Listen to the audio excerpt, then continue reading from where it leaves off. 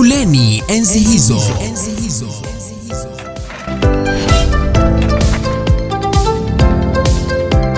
Yule anachalaza, sio kuchapa.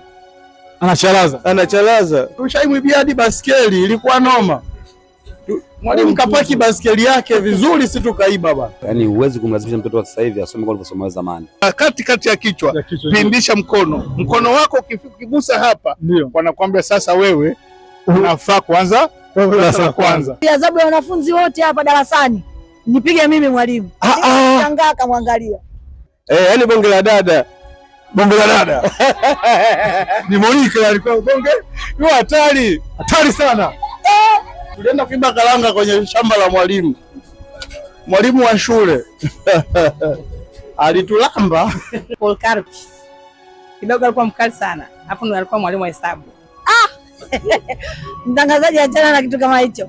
Kutoroka muda wa kipindi, yani saa 2 tu nimefika shule nje kinuma, mimi narudi nyumbani. Nilikuwa smart girl, nilikuwa head girl shuleni. Shuleni enzi hizo, kila siku ya Ijumaa kuanzia saa 1 kamili usiku hadi saa 1:30 usiku, ni hapa JN Power TV. Kipindi wani ni Shuleni enzi hizo. Goodluck Mluma ndio wako mtangazaji. Okay, follow me tuweze tumtani, tuweze tukafahamu nini ambacho kimejiri na nini ambacho kinaenda kutufundisha na kutuburudisha. Teacher. Bwana, mambo vipi mzee? Bwana shangwe bwana. Inakuaje? Zuka sana. Mpenzi mtazamaji wa enzi hizo shuleni anataka kufahamu wewe ni nani?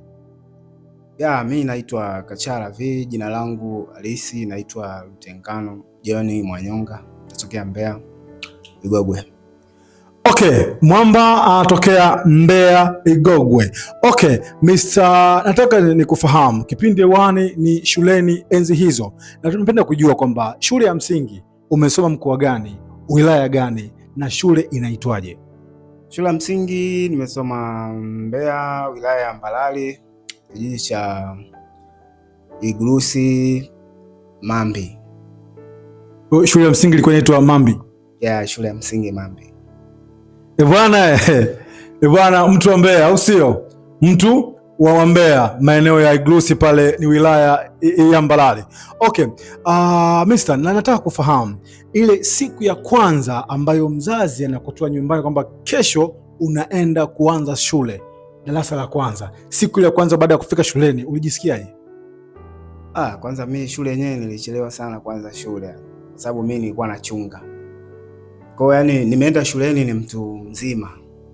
Kwa tulifika shule, ila sema ndio hivyo, zamani tofauti na kipindi hiki, ila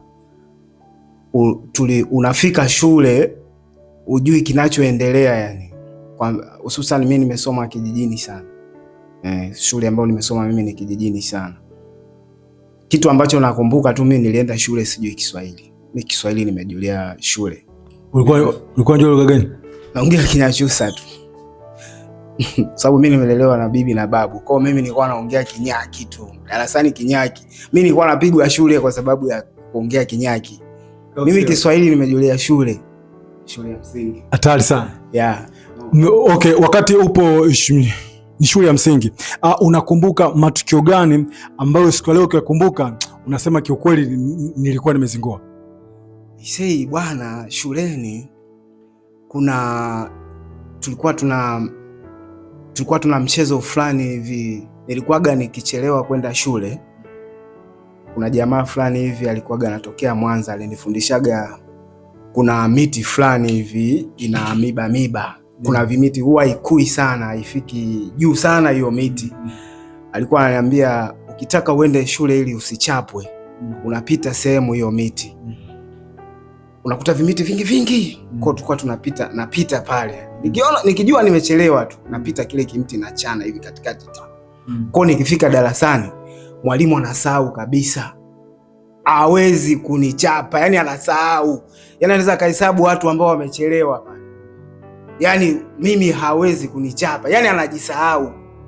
Kwa yani hiyo ilinifanya kwanza nilishindwa kuwa active kwenye masomo, kwa sababu kuna kitu nilikuwa nategemea kwamba hata nikichelewa tu nitapita sehemu. Mimi kupigwa shule labda lijitokeze tu kosa shule ghafla. ambalo nilikuwa sijui litatokea, lakini kama najua ninakosa fulani napita tu ile nachana. Kwa ile sehemu ambayo nilikuwa napita ilikuwa ni sehemu ambazo, yani sehemu ukipita hiyo sehemu utajiuliza nini kinachana hivi mti, lakini huyo mtu naye ambaye alikuwa anachana na yeye aliyenifundisha, ukipita naye unakuta amechana sana. Kwa hiyo tulikuwa tunajuana, huyu kachana hapa, huyu kachana hapa. Mpenzi mtazamaji, kuna vitu vingi kumbe natakiwa ujifunze. Kumbe sometimes uchawi si mpaka ushike pembe. Unaelewa eh? Uchawi si mpaka ushike nini? Ushike ndula. Kumbe uchawi mwingine ni kuchana tu vimiba tu yani. Alafu yani ukiamini tu yani. Kwa hiyo mwamba alikuwa anafanya uchawi. Mwanangu pale ulikuwa unawanga. Mna ule sio uchawi. Kwa sababu ile ilikuwa inamfanya tu mwalimu anasahau. Mimi nilikuwa sijui ni kweli alikuwa anasahau kwa ajili ya ile nilikuwa nachana au ni imani tu sifahamu. Ila nilichana hivyo vimti yani mpaka kufika darasa la 6. Darasa la 7 huku kidogo walimu walipunguza chapa shule nini. Lakini najutia kwa nini nilifanya vile, kwa sababu ilikuwa inanifanya nashindwa kuwa active kwenye masomo. Okay, hebu niambie huyo mshikaji ambaye alikufundisha hizo mbinu anatokea Mwanza. Huyu jamaa unamkumbuka anaitwa nani? Huyu jamaa ni marehemu sasa hivi. Mungu amlaze mahali pema peponi. Tulikuwa tunasoma darasa moja. Alikuwa ananitundu sana darasani. Kwa hiyo Mungu amlaze mahali pema peponi. Okay, sawa. Ningependa nikufahamu. Ni mwalimu nani ambao alikuwa akapangezwa adhabu mnafanya mnamchania hiyo biba? Kama unamkumbuka huyo mwalimu kwa jina? Mimi mwalimu wangu wa darasa alikuwa anaitwa Mwalimu Kambangu. Mwalimu Kambangu alikuwa anachapa yule mwalimu noma, kwa sababu alikuwa ni kijana, kwa kumzingua uwezi. Hata mkikimbizana hivi uwezi kumshinda, anakukamata tu. Kwa yule mwalimu alikuwa anapiga akiamua. Yaani ukimkosea ukimzingua anapiga fimbo za kwenda. Kwa yani nilikuwa tu nikifanya hiyo issue, mimi nakuwa na amani kabisa. Anasahau kabisa, hata nikipita hapo anasahau.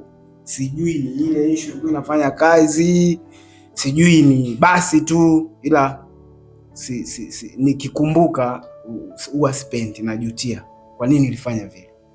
Teacher, umeona yule mwamba, basi vile ambavyo ulikuwa unapanga kumpiga, yeye anakuchania ile miba. Alafu teacher mwenyewe kiulaini unasahau. Alafu jamaa hapewi adhabu.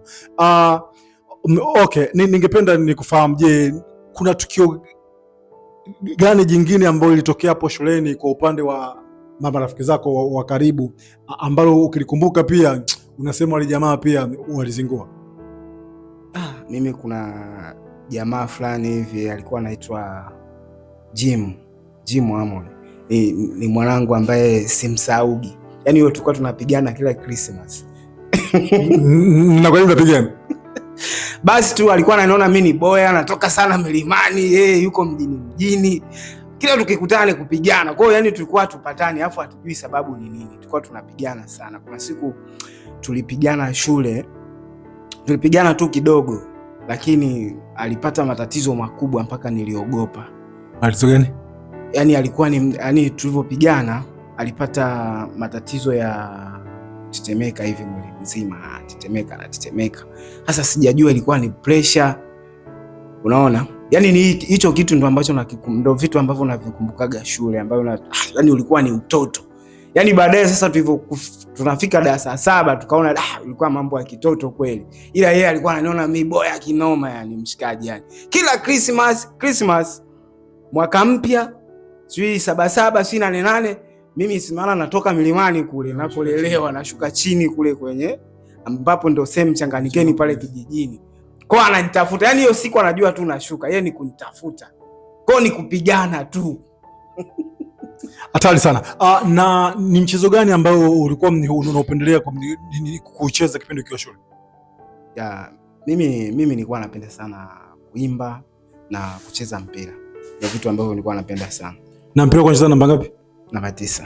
Namba 9. Wewe ndio wale wafungaji au sio? Nimecheza sana mpira, nimecheza sana kuimba nini, lakini kitu ambacho nilikuwa nakipenda zaidi kuimba. Kuimba? Kwa hiyo wewe ni mwimbaji?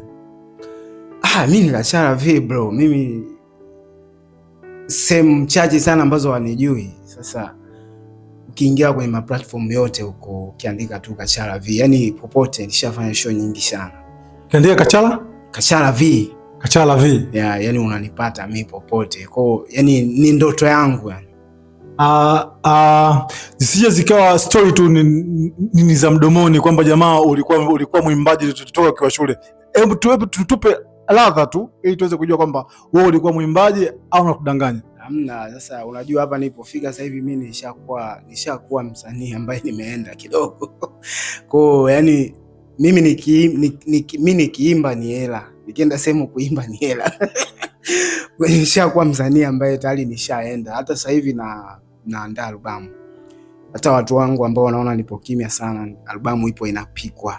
Itakuja albamu kubwa sana, itafanya vizuri sana. Kwa hicho ndio kitu ambacho nilikuwa natamani sana shule, ila sikujua kwamba ili nifike mbali nizingatie masomo. Ili nifike mbali katika shughuli zangu za muziki za nini. Kwa hiyo imenifanya kwamba ile sehemu ambayo nilikuwa naruka shuleni sifanyi vizuri, imenifanya nirudi upya tena kusoma tena upya. Unaona? Kwa nashauri hata watoto wanaposoma wakumbuke, mwanafunzi yoyote akumbuke sehemu ile ambayo anaruka hasomi, baadaye itamkosa, atarudi tena kusoma, lazima atasoma tu. Sasa hivi maisha yamekuwa vitu vingi, lazima usome sasa hivi. Kwa hiyo imenifanya nirudi kusoma sana vitu vingi, japo nafanya vitu vingi, nafanya editing, nafanya production, vitu vyote vimenifanya nirudi kusoma sana, japo nafanya muziki. Okay, nisikilize kijana ambaye uko mtaani, kijana ambaye uko shuleni, hususani vijana ambao mpo shuleni. Mwamba anasema ya kwamba kuna vitu ambavyo anavijutia, ambavyo vitu aliruzi hapo nyuma aliacha. Kwa hiyo sasa hizi inamkosti kwamba ile stage ambayo alikuwa ameziruka, kwa hiyo zinamfanya aweze kurudi nyuma ili aweze kuendelea tena na masomo. Hiyo basi tunakusii wewe kijana, kama upo shuleni, basi tumia muda huu kupiga kitabu ili baadaye mambo yaweze kunyooka. Okay, Mr. Kachala, ningependa kufahamu, umesema kwamba shuleni wakati unaanza shule mlikuwa kidogo umri umekwenda. Je, kuna baada ya kufika shuleni kulikuwa kuna interview yoyote ambayo mnaifanya au mlikuwa mnaandikishwa tu? No, ulikuwa unaandikishwa tu. Mimi kwa sababu mimi alienda kuniandikisha bibi yangu. Kwa aliniandikisha bana, kesho unaanza kwenda shule. Basi unabeba daftari, ila unaenda una viatu. Kwa nini una viatu? Mimi viatu nimeanza kuvaa darasa la 3. Kwa nimeanza kuvaa viatu yani. Kwa hiyo mwanzo mwisho peku yani hivyo. Watoto wakishua haya mambo hamwezi kuyajua. Kipindi hicho Skurubasi yenyewe yani hatulifahamu lina rangi gani, lakini kwa sasa hapa Skurubasi teknolojia inakuwa, lakini huko zamani ilikuwa sio. Ndio maana tukasema kwamba tulete kipindi cha enzi hizo shuleni ili muweze kuyafahamu mambo ambayo tulikuwa tunakumbana nayo kipindi hicho cha miaka ya nyuma. Mr. Kachala, ningependa nikufahamu, umri mlikuwa mmeingia shuleni ukiwa na umri mkubwa. Je, vipi kuhusu nini mahusiano ya mdada na mkaka, ya kibaba na kimama kipindi mlipokuwa shule? Uliingia mkubwa kwanza darasa la kwanza, je mpaka unafika la 7, je kujiingiza katika mahusiano? Yani usinikumbushe huko, nikacheka sana. Tuchekeshe sote tuweze kujifunza. No, yani story ndefu sana. Unajua sisi wengine tumekulia, mimi nimekulia kijijini. Unajua kijijini ukisoma unaweza kumpenda mwanamke afu usiongee, usimwambie. Yani unashindwa kumwambia yani sijajua inakuwaga vinashangaga watoto wa sasa hivi wanaweza hivyo vitu. Lakini sisi kipindi hicho unasoma, yani huwezi kumwambia kabisa. Yani mnasoma mpaka mnafika darasa 7 mmeshakuwa wakubwa kabisa, lakini huwezi kuongea. Hata ikitokea ukiongea mpaka mje mfanye hicho kitu, sio leo. Yani hamwezi kufanya. yani huwezi kufanya chochote, yani sijui niseme unakuwa ni ushamba, sijui ni nini, au yalikuwa ni malezi? Kuna malezi pia, malezi yamechangia sana. Teknolojia kipindi hicho hamna hata masimu, sijui ma WhatsApp, sijui manini, sijui ma Insta, sijui ma TikTok. Kipindi hicho sisi tumesoma hivyo vitu havipo. Hebu ningeomba sasa utumie nafasi hii ni kuweza kumwambia ni kijana ambaye yupo shuleni muda huu kuhusu swala zima la mahusiano. Unamwambiaje mahusiano na shule? Mahusiano na shule hayana issue kabisa, yani hakuna kitu utafanya, yani kama unaweza chagua kitu kimoja udili na kipi, kwa sababu tena kwa mtoto wa kike ndo hatari sana. Bora hata kwa mtoto wa kiume unaweza kuwa na mahusiano nje, ila pia ni hatari kwa sababu unajua tena, moja ya kuzaliwa, 2 mapenzi, 3 kufa. Kwa mapenzi yanachukua nafasi kubwa kwa binadamu. Kwa unapoingia kwenye mapenzi tu, jua umeingia kwenye tatizo ambalo linaweza likakufanya muda wote ukafanya kitu cha ajabu. Unaweza ukafanya kitu ambacho kikapoteza ndoto yako. Usifanye kitu chochote.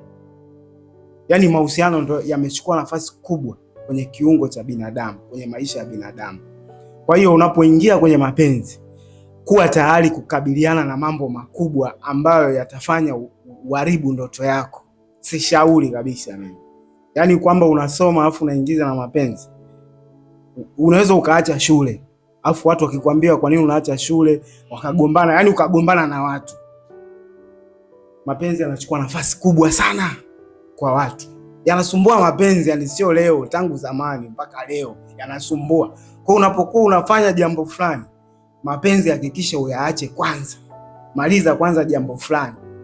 Kwa simshauri mtu ambaye tena yuko form 4, form 3, form 1, huku chini huku. Mapenzi asiyaingize kabisa kwenye ndoto zake kabisa. Wanasema mapenzi na shule sawa na mlenda na pilau. Bado naendelea kupiga story, bado naendelea kukujuza nini ambacho kimejiri na nini ambacho mdau kimemkuta. Bwana Mr, ningependa nikupe nafasi ya kuweza kuwakumbuka washikaji zako 5 ambao ulikuwa unasoma nao shule na yule mshikaji ambaye ulikuwa unapigana naye kila iitwapo Christmas, mwaka mpya na Pasaka. Karibu. Yaani nitaje wanangu ambao nilisoma nao? Yes, wanao ambao ulisoma nao shule ya msingi ambao unawakumbuka. Alafu na saizi uniambie wako wapi? Hata wengine sijui wako wapi. Sema wengine nikienda kuwasalimia kijijini na wakuta. Ila ni wengi sana wanangu ambao nimesoma nao darasa moja. Akili zetu tulikuwa tunazijua wenyewe. Kuna mwanangu alikuwa anaitwa John Mwaisabila. Nilikuwa nasoma naye darasa moja. Huyo tulikuwa tunapiga kinyaki tu. Kuna Eli Mwangota, naye tulikuwa tunapiga kinyaki tu darasani. Yaani hapo sisi ndio vichwa vyetu vibovu. Kuna na nitataja na wengine ambao sasa tulikuwa tupatani nao yani. Yaani yale mageni yale kwamba huyu kundi fulani, huu unatoka sehemu fulani, huu anatoka sehemu fulani, hao wanatoka Nguti, hao wanatoka Mji Mwema, yani hatupatani. Kuna wanangu walikuwa wao wanatoka Nguti, kuna jamaa tulikuwa tunamuita Ipiana, afu kuna jamaa tulikuwa tunamuita Robati, kuna jamaa tunamuita Rufingo, au wanatoka tofauti, yani hao ni wababe na sisi ni wababe. Kwa yani ugomvi ukianzaga hapo, si unajua tena. Hao ndio ambao nawakumbuka, lakini kwamba sasa hivi wako wapi sifahamu, kwa sababu mimi niko town na mambo yangu. Nikienda home ndio wengine si wakutu wametawanyika, wengine Mbeya mjini, si wengine Kiela, si wengine wapi. Okay, Mr. Niseme tu nikushukuru sana mpenzi mtazamaji, bado nazidi kupiga hatua, bado nazidi kuchanja mbuga ili niweze kukutana na wadau mbalimbali, tuweze kuzungumza enzi hizo shuleni, ni nini ambacho walipitia na nini ambacho wangependa kushare na wewe ili uweze kufahamu, ili uweze kuburudika na ili uweze kujifunza. Hivyo basi, namba za simu zinapita chini ya TV yako. Usiache kunitumia ujumbe. Leo hii niko maeneo ya huku, kesho nitakuwa maeneo ya hapo ulipo. Good Luck Mluma, kipindi hewani ni Shuleni Enzi Hizo. Maisha ya shule yana visa na mikasa mingi sana, na kila mmoja wetu ana kumbukumbu zake kipindi akiwa shule, na hii ndio sababu Good Luck Mluma kukuletea kipindi cha Shuleni Enzi Hizo. Ni kila siku ya Ijumaa kuanzia saa 1 kamili usiku hadi saa 1:30 usiku. Ni hapa hapa JN Power TV.